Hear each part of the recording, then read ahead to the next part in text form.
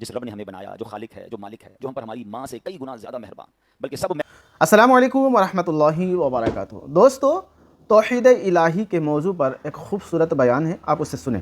ہم نے کچھ باتیں سمجھنی ہیں۔ بڑا ہی ایمان افروز ٹاپک ہے۔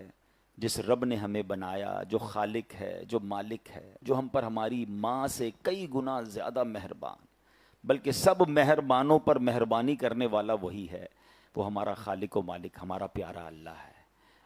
ایک بڑی خوبصورت قرآن پاک کی صورت ہے جو سب کو یاد ہے، مگر اس خوبصورت صورت کا جو شان نزول ہے، پہلے میں وہ بیان کرتا ہوں، پھر آپ صورت سمجھ جائیں گے وہ کون سی ہے۔ اس صورت کا شان نزول یہ ہے کہ کفار نے نبی پاک علیہ الصلوۃ والسلام سے، جب نبی پاک نے ریویل کیا، اسلام کے بارے میں اعلان کیا، اللہ کی طرف بلایا، انہیں بتوں کی پوجا کرنے سے روکا، تو انہوں نے اللہ کے بارے میں سوال کرنا شروع کر دیے، اور بڑے عجیب و غریب سوال تھے ان کے کوسچنز بڑے یونیک تھے۔ وہ کہتے ہیں کہ کوئی کہتا اللہ کا نسب کیا ہے، اس کے خاندان کیا ہے، کوئی کہتا کہ وہ سونے کا ہے یا چاندی کا ہے، وہ لوہے کا ہے یا لکڑی کا ہے، کس چیز کا ہے، وہ کھاتا کیا ہے، پیتا کیا ہے، ربوبیت اس کو کیسے ملی، کسی ورثے میں ملی ہے اسے، اور اس کا وارث کون ہوگا۔ عجیب عجیب ان کے سوالات تھے۔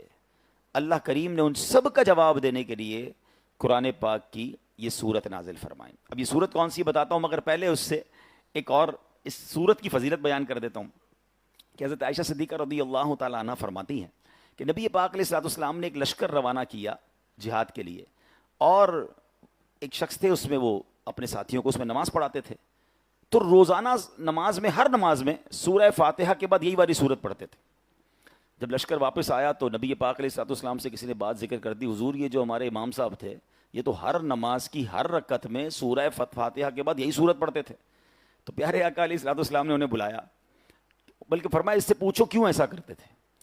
تو جب لوگوں نے ان سے پوچھا کہ یہ صورت تو رحمان کی صفت ہے، اس وجہ سے مجھے بڑی پسند ہے، میں پڑھنا پسند کرتا ہوں، تو نبی پاک نے فرمایا کہ اسے بتا دو کہ اللہ تعالیٰ بھی اس سے محبت فرماتا ہے۔ یعنی وہ ہے، یہ ایسی صورت ہے کہ جو اس سے محبت کرتا ہے، جو اس کو زیادہ پڑھتا ہے، اسے رب بھی محبت فرماتا ہے۔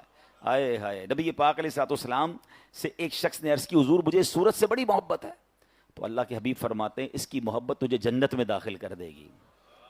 ہائے ہائے، اب جاننا چاہیں گے کون سی صورت ہے؟ سمجھ تو گئے ہوں گے آپ، وہ سورہ اخلاص ہے۔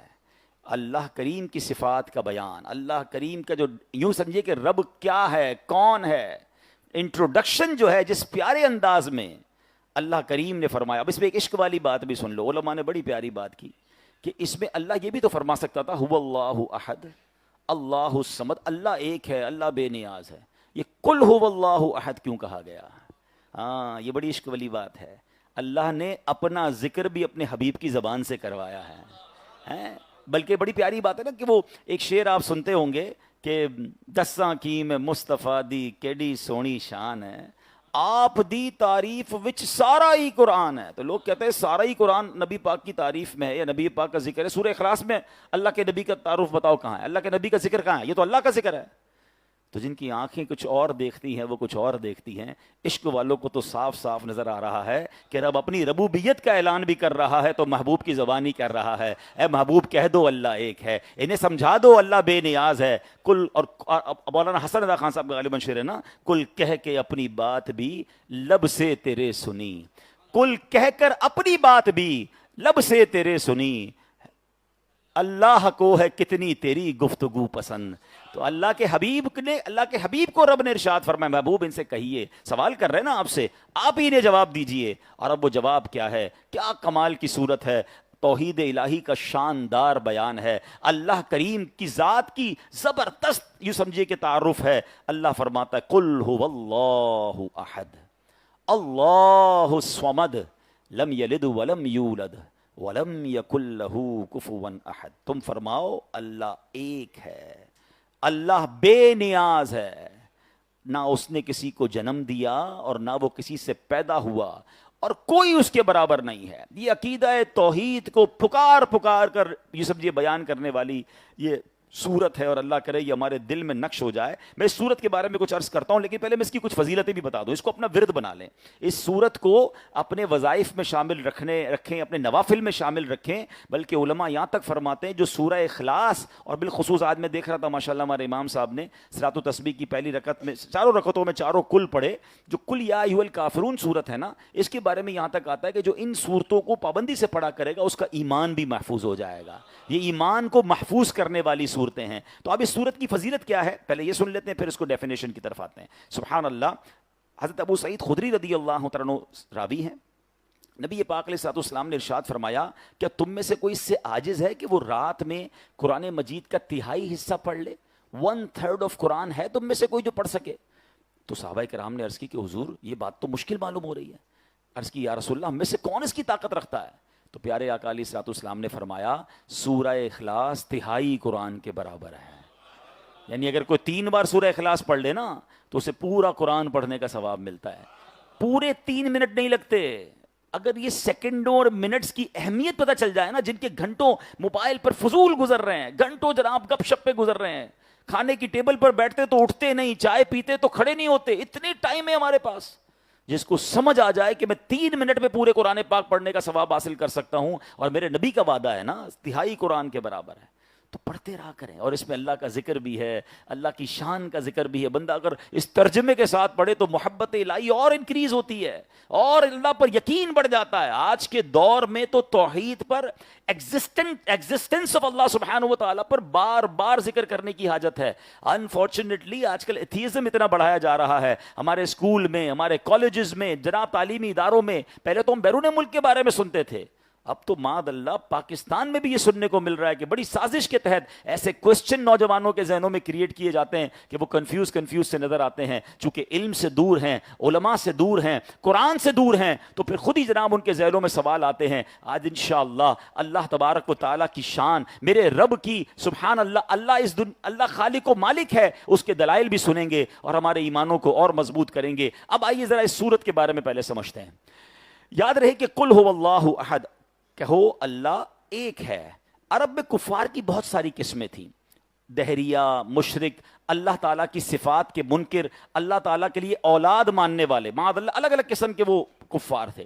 تو اس صورت میں سب کی تردید کر دی. هو اللہ فرمانے میں دہریوں کی تردید کر دی, وہ کہتے ہیں اللہ کوئی اللہ ہے ہی نہیں, دنیا میں کوئی خالق ہی نہیں ہے, ان کی تردید کر دی کہ اللہ ہے اور ایک ہے. احد فرمایا, مشرکین کا رد کر دیا جو بتوں کی پوجا کرتے تھے, کہتے اللہ بھی ہے بت بھی ہے, معاذ اللہ, ان سب کا رد کر دیا. اور پھر اللہ اکبر, بقیہ آیات میں بقیہ کفار کا رد کیا. وہ اللہ ایک ہے, ربوبیت اور الوہیت میں عظمت و کمال کی صفات کے ساتھ موصوف ہے, اس کی نہ کوئی مثل ہے, نہ نظیر ہے, نہ شبیہ ہے, اس کا کوئی شریک نہیں ہے. پھر آگے فرمایا اللہ الصمد, اللہ بے نیاز ہے, نہ کھاتا ہے نہ پینے سے, کھانے پینے سے بے نیاز ہے, ہمیشہ ہے, ہمیشہ رہے گا, کسی کام میں کسی کا حاجت مند نہیں ہے. اور آگے فرمایا لم یلد ولم یولد, نہ اس نے کسی کو جنم دیا نہ وہ کسی سے پیدا ہوا. تو اب یہ ان لوگوں کا رد ہے جو معاذ اللہ کبھی حضرت عیسیٰ کو اللہ کی اولاد مانتے تھے یا فرشتوں کو اللہ کی بیٹیاں مانتے تھے. ان سب کا رد کیا, اللہ کی کوئی اولاد نہیں, اللہ کسی سے پیدا نہیں ہوا. پھر آگے فرمایا وَلَمْ يَكُنْ لَهُ كُفُوًا أَحَدٌ, اور کوئی اس کے برابر نہیں, نہ ذات میں نہ صفات میں, کیونکہ وہ واجب ہے, خالق ہے, باقی سب ممکن مخلوق اور حادث ہیں. اس کی صفات ذاتی ہیں, قدیم ہیں, غیر محدود ہیں, جبکہ مخلوق کی جو صفت ہوتی ہے وہ محدود ہوتی ہے, محدود بھی ہے, حادث بھی ہے, ختم ہو جانے والی ہے. تو یہ ڈفرینشیٹ بھی کر دیا گیا کہ اللہ کا کوئی ثانی نہیں, کوئی نظیر نہیں, اس کا کوئی ہمتا نہیں ہے, وہ سب کا خالق و مالک ہے. تو سورہ اخلاص پکار پکار کر توحید کے نغمے, توحید کی درس جو ہے ہمیں اس سے ملتا ہے. اے میرے پیارے اسلامی بھائیوں, آج اب سمجھنا یہ ہے کہ اسلام کا جو سب سے بنیادی عقیدہ ہے نا, یعنی ون آف دا ٹاپ بنیادی عقائد میں سے اہم اور پہلا نظریہ کیا ہے, وہ عقیدہ توحید ہے. توحید تمام عقائد کی اصل اور جڑ ہے. جس طرح درخت کا وجود شاخ سے نہیں ہوتا, شاخیں تو اگتی رہتی ہیں, درخت کا وجود جڑ سے ہوتا ہے. میرے اور آپ کے ایمان کی جو جڑ ہے نا وہ توحید الہی ہے. یاد رکھیے گا, یاد رکھیے, عقیدہ توحید پر ایمان لائے بغیر کوئی مسلمان نہیں ہو سکتا. جو لوگ ایک سے زیادہ خدا ہونے کے قائل ہیں, اللہ پاک نے ان کے کفر کا صاف اعلان فرمایا. اللہ قرآن مجید میں ارشاد فرماتا ہے لقد کفر الذین قالوا ان اللہ ثالث ثلاثہ وما من الہ الا الہ واحد، بے شک کافر ہیں وہ جو کہتے ہیں اللہ تین خداؤں میں کا تیسرا ہے، اور خدا تو نہیں مگر ایک خدا، وَإِن لَّمْ يَنْتَهُوا عَمَّا يَقُولُونَ لَيَمَسَّنَّ الَّذِينَ كَفَرُوا مِنْهُمْ عَذَابٌ أَلِيمٌ، اور فرمایا اگر اپنی بات سے باز نہ آئے تو جو ان میں کافر مریں گے تو ضرور ان کو دردناک عذاب پہنچے گا۔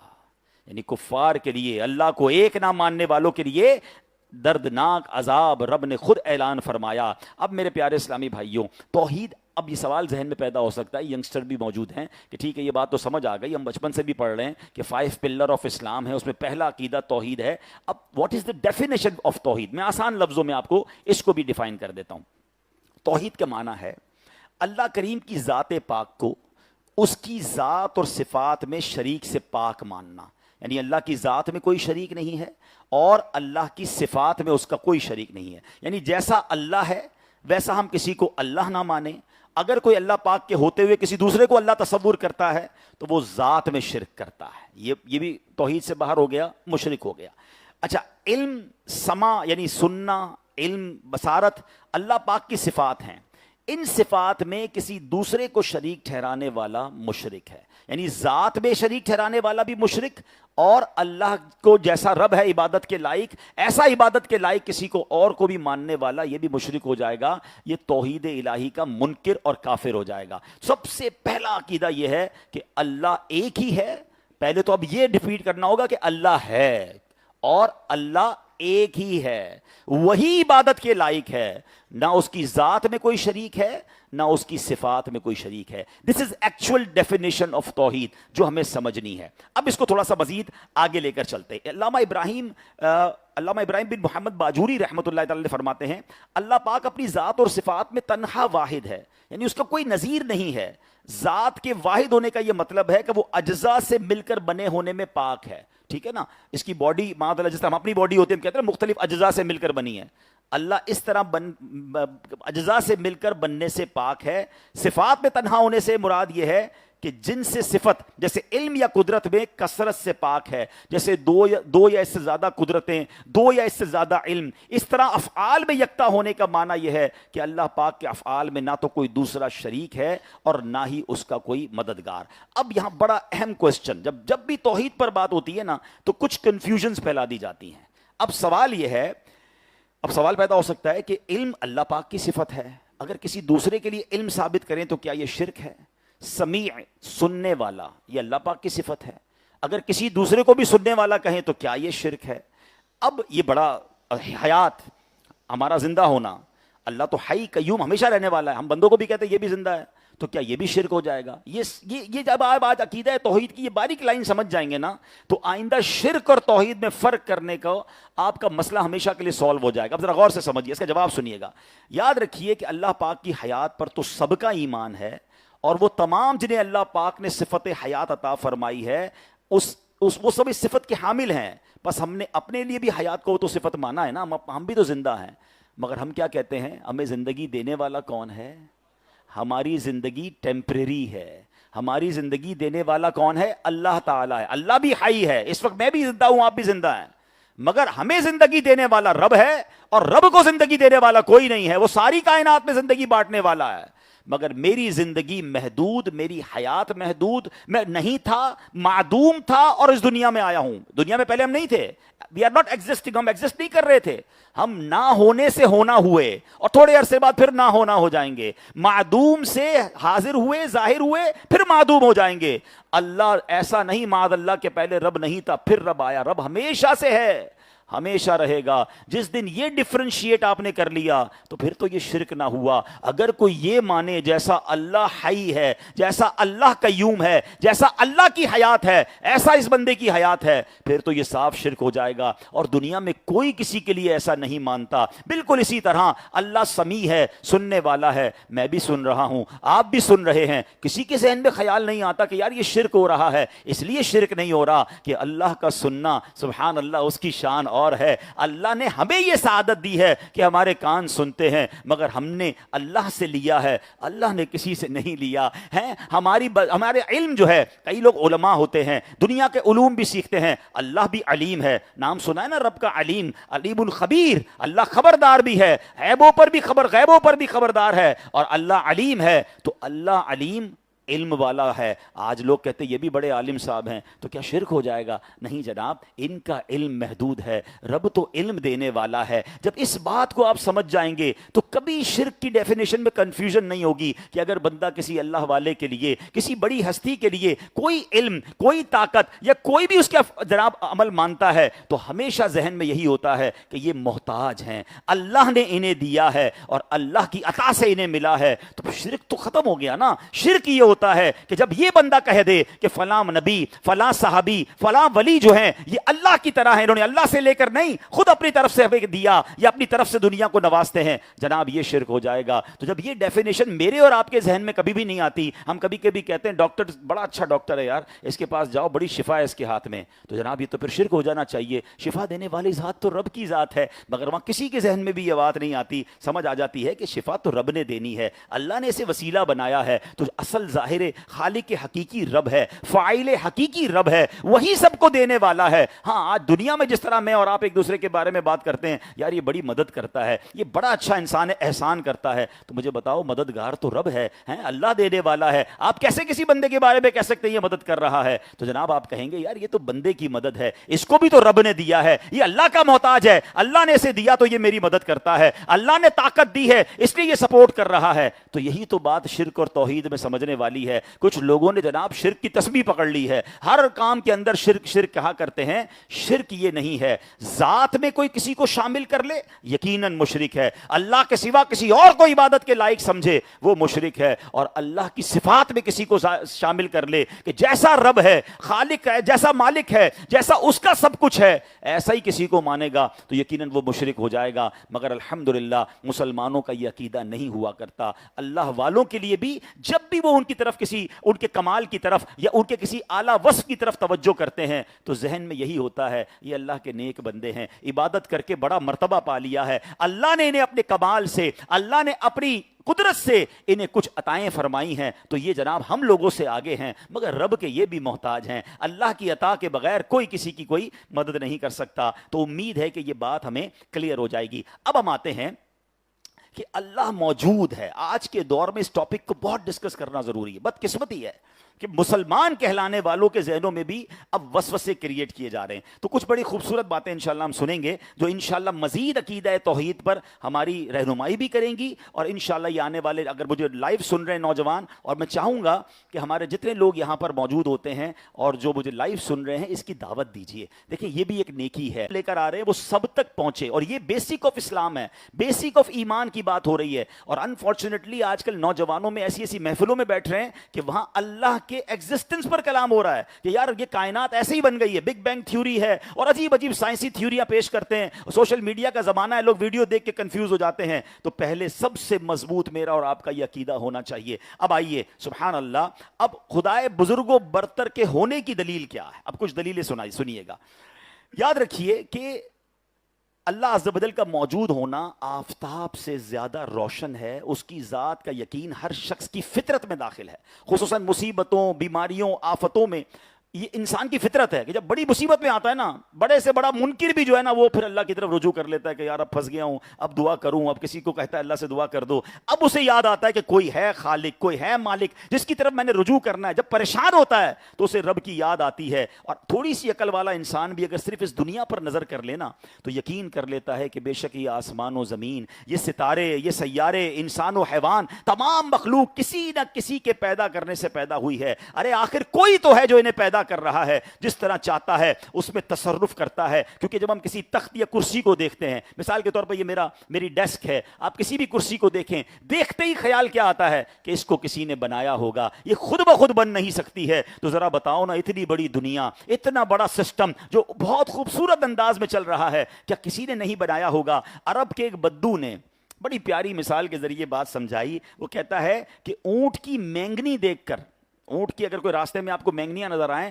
تو سمجھ آ جاتا ہے کہ یہاں سے کوئی اونٹ گزر کر گیا ہے. قدموں کے نشان کو دیکھ کر سمجھ آ جاتا ہے کہ کوئی قدم سے چل کر یہاں سے گیا ہے. تو اللہ اکبر. وہ کہتے ہیں پھر ان برجوں والے آسمان, کشادہ راستے والی زمین کو دیکھ کر کیا اس کے بنانے والے کا خیال نہیں آتا کہ کوئی تو ہے جو نظام ہستی چلا رہا ہے, میرا خدا ہے. ارے اتنی بڑی کائنات, آج اس مسجد کا انتظام جب تک ہماری کمیٹی نہ بنے, جب تک اس کو کوئی لائٹ آن نہ کرے, جب تک جناب اے سی ٹائم پہ آن نہ ہو, جب تک صفائی نہ ہو, ایک روم والی مسجد, ایک چھوٹا سا ہال ہم سے مینج نہیں ہوتا. اتنی بڑی کائنات ہے جس کا نظام چل رہا ہے, وقت پہ صبح ہو رہی ہے, وقت پہ شام ہو رہی ہے. ارے سبحان اللہ, کوئی ایک منٹ تو کبھی ایسا ہو جائے کہ جناب آج افطار تو ہو گیا, سورج غروب نہیں ہوا, جناب سحری کا وقت ختم ہو گیا مگر ابھی تک سورج نہیں نکلا. جس وقت لکھا اس وقت سورج غروب ہو رہا ہے, اس وقت سورج طلوع ہو رہا ہے. ارے کائنات کتنے نظم و ضبط کے ساتھ چل رہی ہے, تو کوئی تو ہے جو نظام ہستی چلا رہا ہے, وہ میرا خدا ہے. ابھی آگے سنتے چلے جائیے. اب جناب لوگ کہتے ہیں ٹھیک ہے ایک نہیں بعد اللہ, کچھ لوگ ایک سے زائد خدا کے جو ہے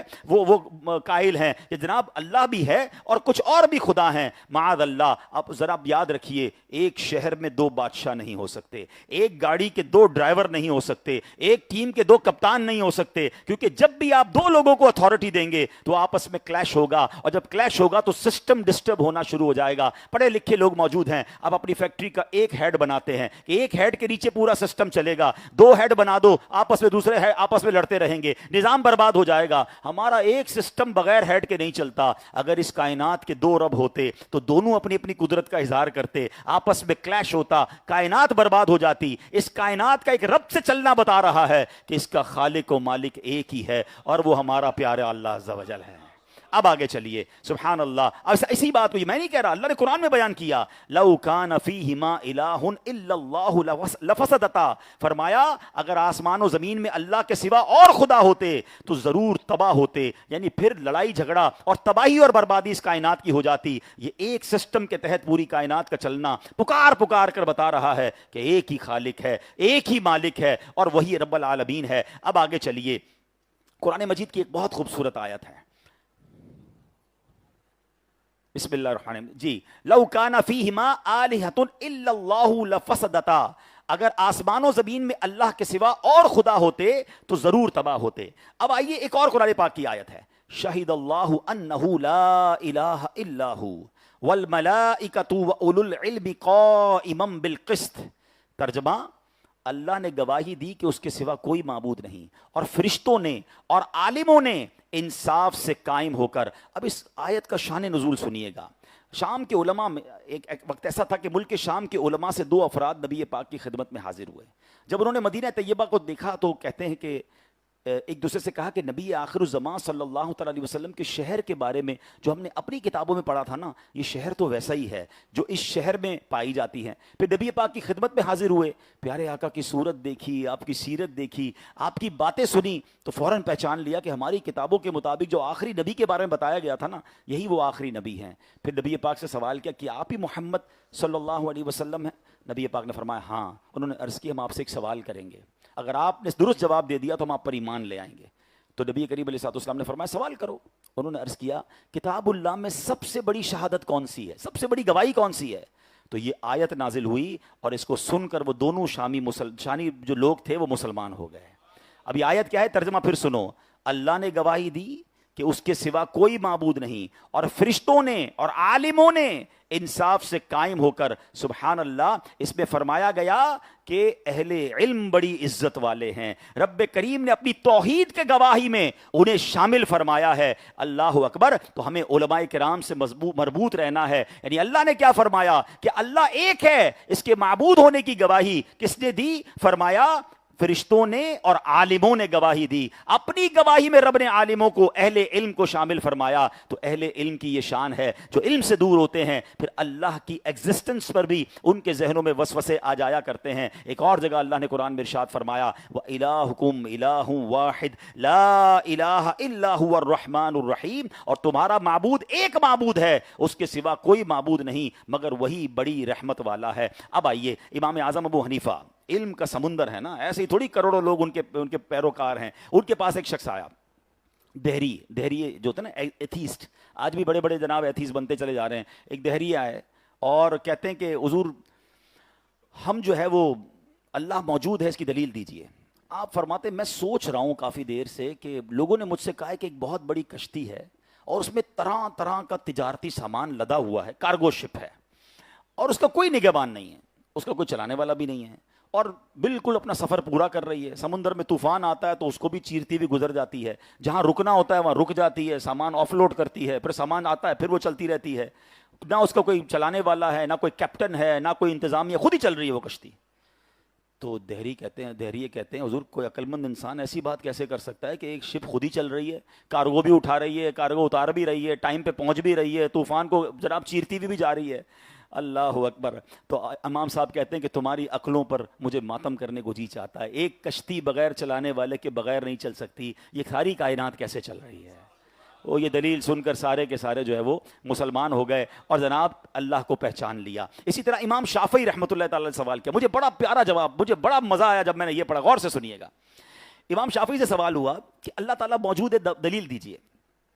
آپ نے کہا شہتوت کے درخت کے پتے سارے ایک جیسے ہوتے ہیں. شہتوت کا درخت دیکھا ہے, جو بچوں نے شاید کم دیکھا ہو, پہلے تو ہم اسکولوں میں بھی مارے تھا. بہرحال آپ اس کو آسان لفظوں میں کسی بھی درخت کے پتے سمجھ لیں, لیکن شہتوت ایک باقاعدہ پھل ہی ہے اور بڑا اچھا پھل ہوتا ہے. تو شہتوت کے درخت کے بارے میں آپ نے مثال دی. آپ کہتے سارے پتے ایک جیسے ہیں, ایک ہی ذائقے کے ہیں.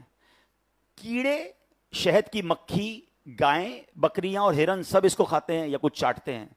فرمایا اسی پتے کو کھا کر اگر کیڑا کھاتا ہے ریشم کا تو اس سے ریشم بن جاتا ہے, شہد کی مکھی اسے چاٹتی ہے تو اس سے شہد بن جاتا ہے, ہرن اسے کھاتا ہے تو اس کے اندر مشک بن جاتا ہے. ہرن کے اندر ایک مشک ہوتا ہے, نافع ہوتا ہے, جو بڑی زبردست خوشبو ہوتی ہے. فرمایا گائیں بکریاں کھاتی ہے تو مینگنیاں نکالتی ہیں.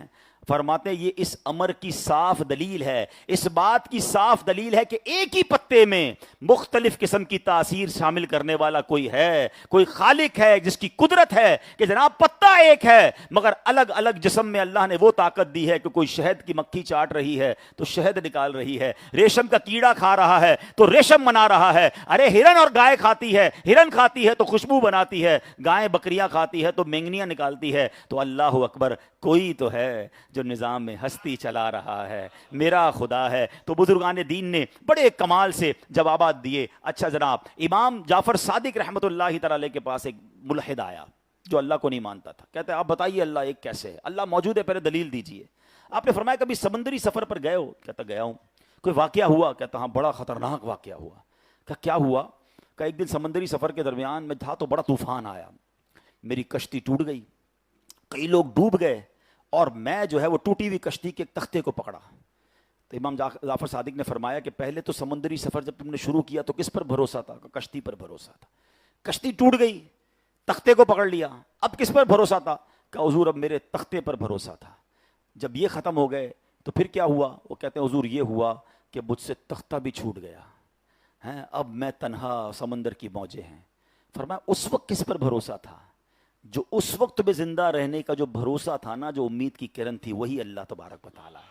وہی اللہ کی شان ہے کہ جب سارے اسباب ختم ہو جائیں پھر بھی دل میں ایک ہوپ باقی رہتی ہے کہ کوئی ہے جو مجھے بچا لے گا, کوئی ہے جو مجھے نکال لے گا. فرمایا وہی جو تمہیں سمندر کے تختے پر اور تختہ بھی ختم ہونے پر امید دلا رہا تھا, وہی رب عز و جل کی قدرت ہے. مان لو کہ اللہ نے تمہیں بچایا ہے. وہ ملحد کہتا ہے جناب آپ نے بالکل صحیح بات کی, کشتی پہ گیا تو کشتی بڑی مضبوط تھی, میرا بھروسہ کشتی پر تھا, مجھے پتا تھا چلانے والے بھی مضبوط ہیں اور ان کو سوئمنگ بھی بڑی اچھی آتی ہے, مگر طوفان آیا تو کشتی ٹوٹ گئی, میرے سامنے بڑے بڑے سوئمر ڈوب گئے. اب میں نے تختہ پکڑ لیا, میں نے کہا یہ تختہ مجھے بچا لے گا. کچھ عرصے بعد تختہ بھی ہاتھ سے گیا, اب میں تھا اور سمندر کی موجیں تھیں, مگر دل میں پھر بھی ایک امید کی کرن تھی کہ میں بچ سکتا ہوں. فرمایا وہی تو تھا, وہی تو رب ہے جس نے تجھے اس تکلیف میں بھی تنہا نہ چھوڑا اور تیرے دل میں امید جگائے رکھی. تو اللہ ایک ہے, اللہ موجود ہے. سبحان اللہ, اس قدر دلائل ہیں اس بات کے. ایک بار حضرت عمر فاروق, غالب حضرت عمر فاروق کی بارگاہ میں ایک شخص آیا, آ کر کہتا ہے میں بڑا حیران ہوں شطرنج کے اوپر, چیس,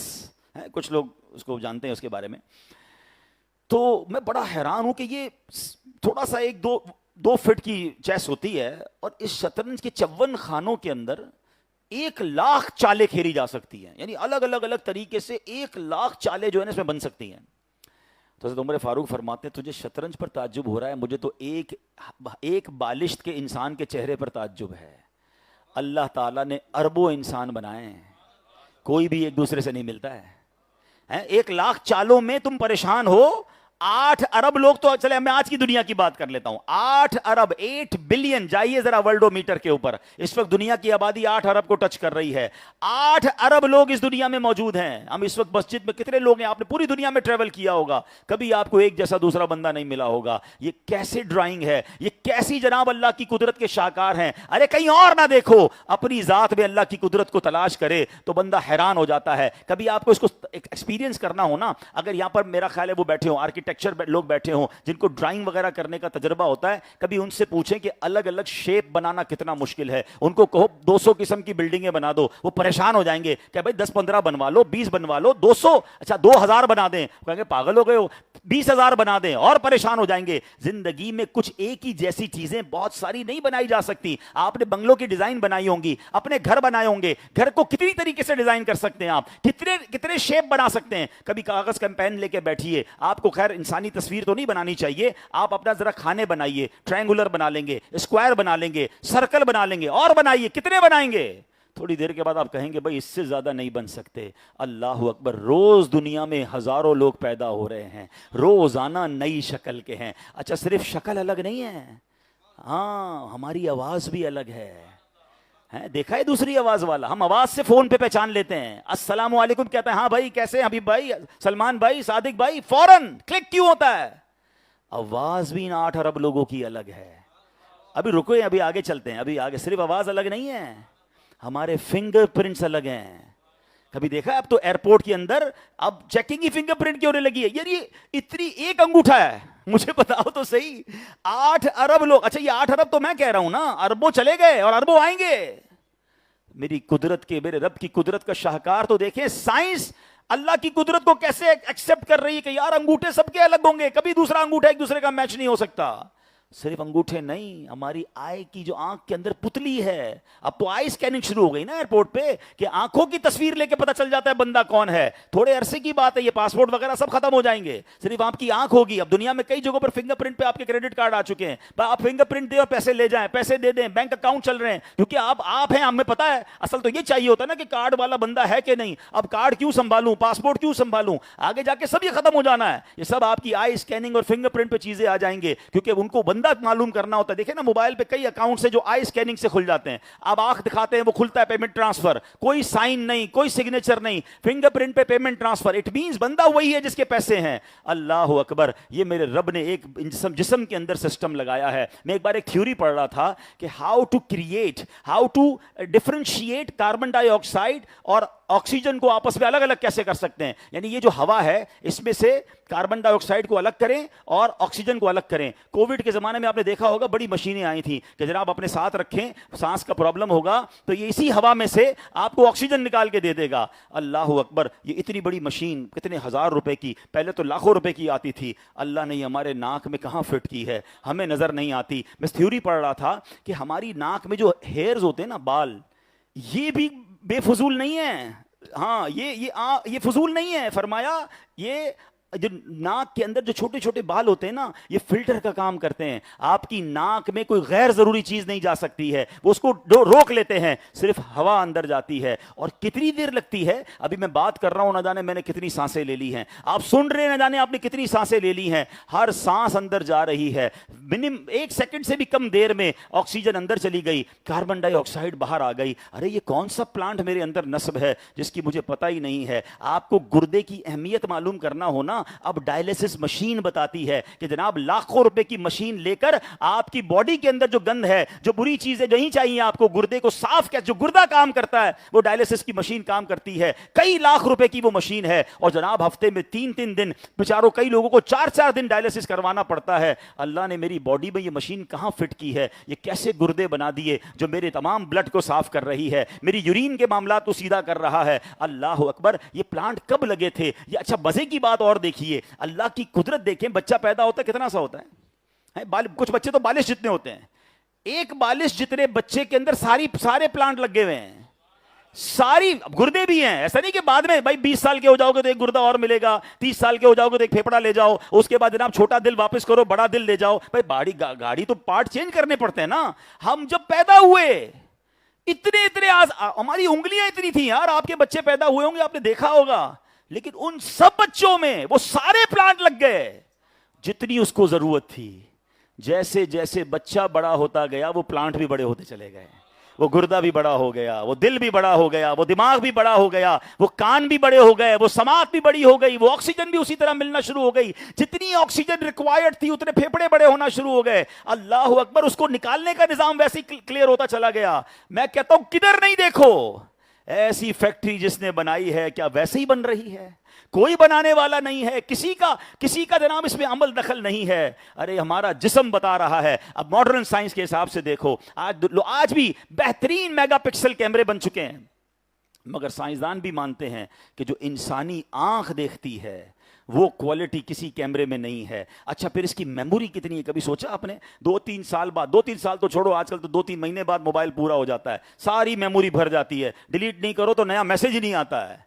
مگر یہ کیسا اسٹوریج سسٹم اللہ نے دیا ہے. میری عمر 50 سال ہو گئی ہے, مجھے آج بھی بچپن کے واقعات یاد ہیں, آپ کو بھی یاد ہوں گے, اور پوری ویڈیو اندر موجود ہے, صرف پکچرز نہیں ہیں, پوری ویڈیو یاد آتی ہے کہ بچپن میں کیا ہوا تھا, اسکول میں کیا ہوا تھا, ہم دوستوں کے ساتھ کیا ہوا تھا, پہلی بار گھر میں دعوت ہوئی تھی تو کیا, وہ سارے نہیں یاد ہیں, مگر جو یاد ہیں وہ پورے فیڈ ہیں اندر. یار یہ کتنا اسٹوریج ہے.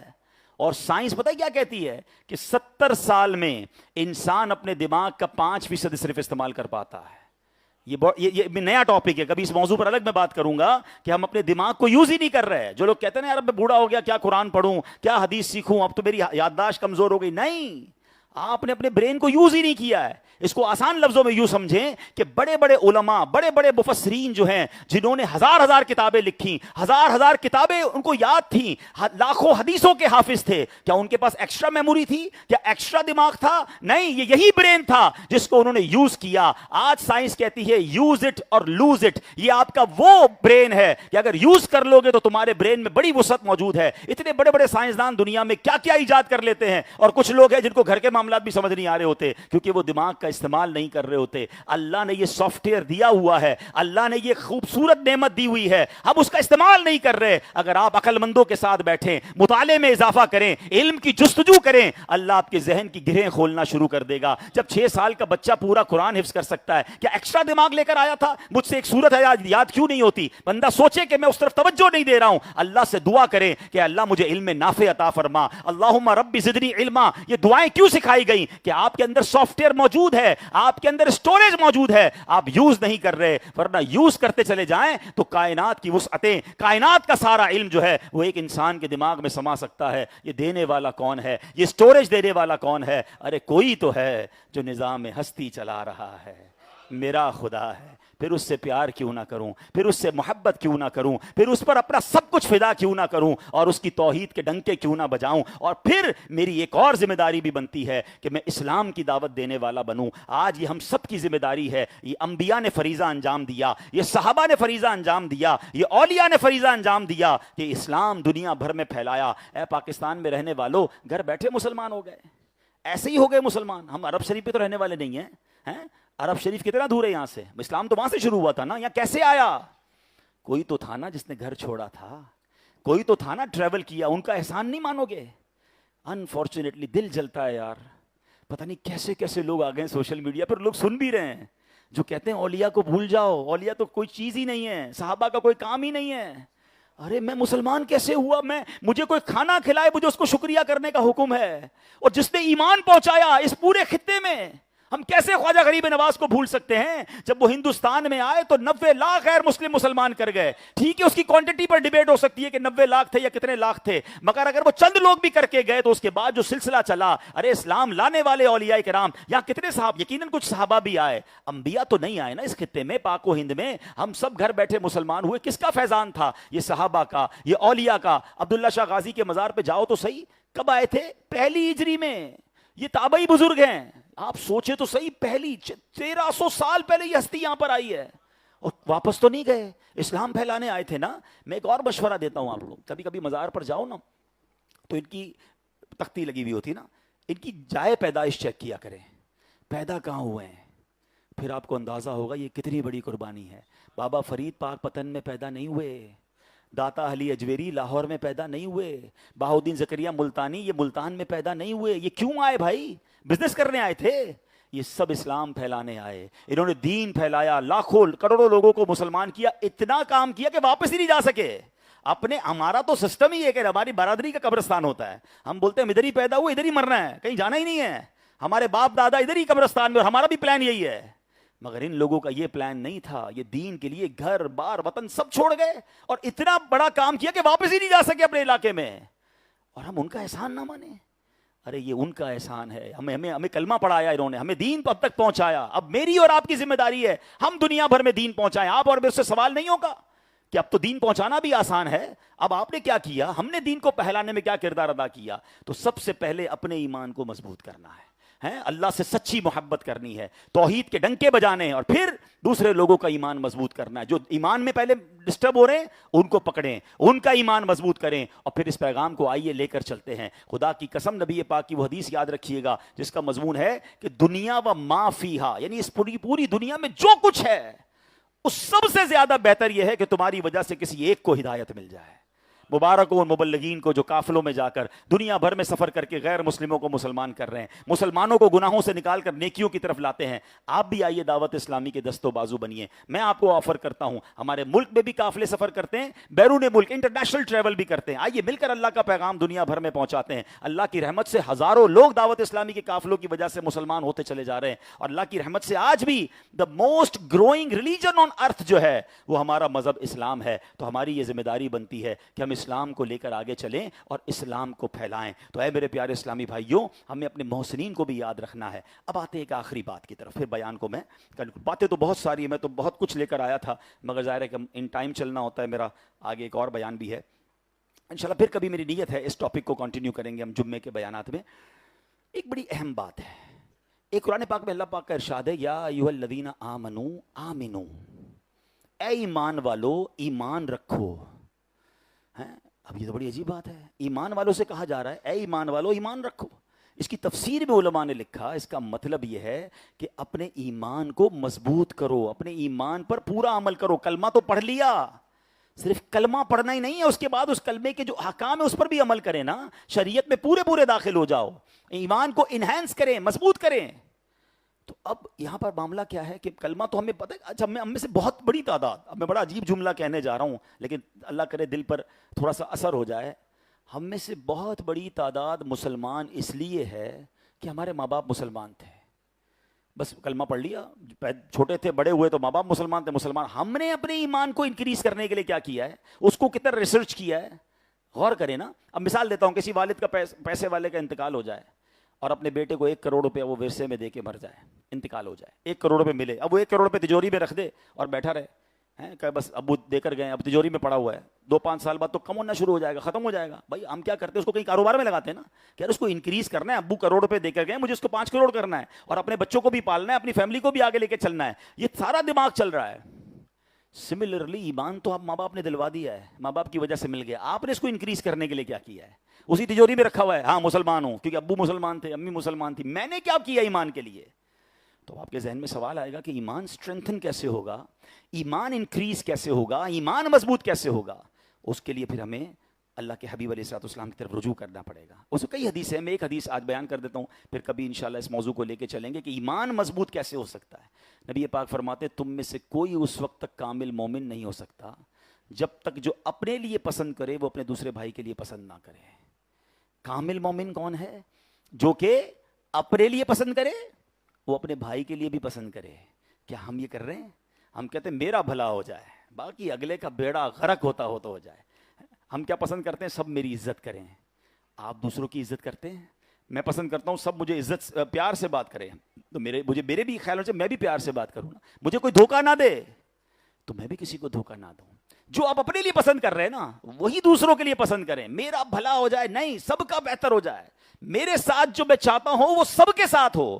یہ ہے ایمان کی دلیل. اور look at the beauty of Islam, کتنی زبردست تعلیم ہے, سوسائٹی کو بہتر بنانے کے لیے کتنی کمال کی حدیث ہے کہ اگر سارے لوگ یہ کرنے لگ جائیں کہ جو میں اپنے لیے پسند کرتا ہوں وہ دوسروں کے لیے پسند کروں, تو پھر تو جھگڑے بھی ختم ہو گئے, دشمنیاں بھی ختم ہو گئی, انتقام بھی ختم ہو گیا, لڑائی بھی ختم ہو گئی, دھوکے بھی ختم ہو جائیں گے, عزت اور پیارا ماحول ہو جائے گا. مگر ہم ایمان کی اس اسٹرینتھن سے باہر ہیں. کامل مومن ہونے کی دلیل کیا ہے کہ جب تک بندہ کامل مومن نہیں ہوگا, جو اپنے لیے پسند کرے وہ دوسروں کے لیے کرے. ایک اور بڑی پیاری حدیث ہے جس کو انشاءاللہ کل تفصیل سے بیان کروں گا، اور وہ انشاءاللہ سمجھ لیں آج کے بیان کا دوسرا حصہ ہوگا۔ اور وہ حدیث کیا ہے؟ آقا فرماتے ہیں کہ کوئی تم میں سے اس وقت تک کامل مومن نہیں ہو سکتا، حدیث کا خلاصہ ہے، جب تک میں اس کے نزدیک اس کے ماں باپ گھر بار تمام لوگوں سے زیادہ محبوب نہ ہو جاؤں۔ یعنی نبی پاک سے محبت یہ ایمان کی کمپلیشن کی دلیل ہے، اور محبت تو ہم سب کو ہے، مگر کتنا ہونا چاہیے؟ سب سے زیادہ، ٹاپ آف دا لسٹ۔ اور اگر ہم اپنے ایمان کو انکریز کرنا چاہتے ہیں، مضبوط کرنا چاہتے ہیں، تو اپنے رب سے بھی دیوانہ وار محبت کریں، اور اپنے نبی علیہ الصلوۃ والسلام سے بھی بے حد محبت کرنی ہے۔ اللہ کی سرتاب قدم شان ہے یہ، انسان نہیں انسان، وہ انسان ہے یہ، قرآن تو ایمان بتاتا ہے انہیں، اور ایمان یہ کہتا ہے میری جان ہے یہ۔ تو انشاءاللہ نبی پاک کے صدقے تو ایمان ملا ہے، ہمیں تو اللہ کی پہچان بھی انہوں نے کروائی ہے نا، پڑھتے ہیں نا تیرے صدقے میں آقا سارے جہان کو دین ملا۔ دوستو، آپ نے بیان کو سنا، یہ بیان جو توحید الہی کے موضوع پر تھا، آپ کو کیسا لگا؟ کمنٹ کر کے ضرور بتائیے گا، اور اس بیان سے آپ کو کیا کیا نئی باتیں سیکھنے کو ملا وہ بھی ضرور بتائیے گا۔ دوستو، اللہ ہی ہمارا خالق ہے، مالک ہے، وہی دو جہان کے پیدا کرنے والا ہے، وہ اکیلا ہے، بے نیاز ہے، نہ اس کے کوئی اولاد ہے نہ وہ کسی کے اولاد ہے، وہ ہمیشہ سے ہے، ہمیشہ رہے گا۔ اسے راضی کریں، اس کے فرما بردار رہیں، اس کے بتائے ہوئے راہ پر چلیں، اس کے بتائے ہوئے ہستیوں کے اتباع کریں، اس کے محبوب صلی اللہ علیہ وسلم کو ہمیشہ راضی رکھیں۔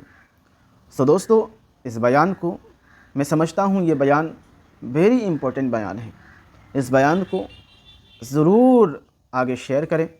ملتے ہیں کسی اور ویڈیو میں، تب تک اپنا خیال رکھیں۔ خدا حافظ، السلام علیکم ورحمۃ اللہ۔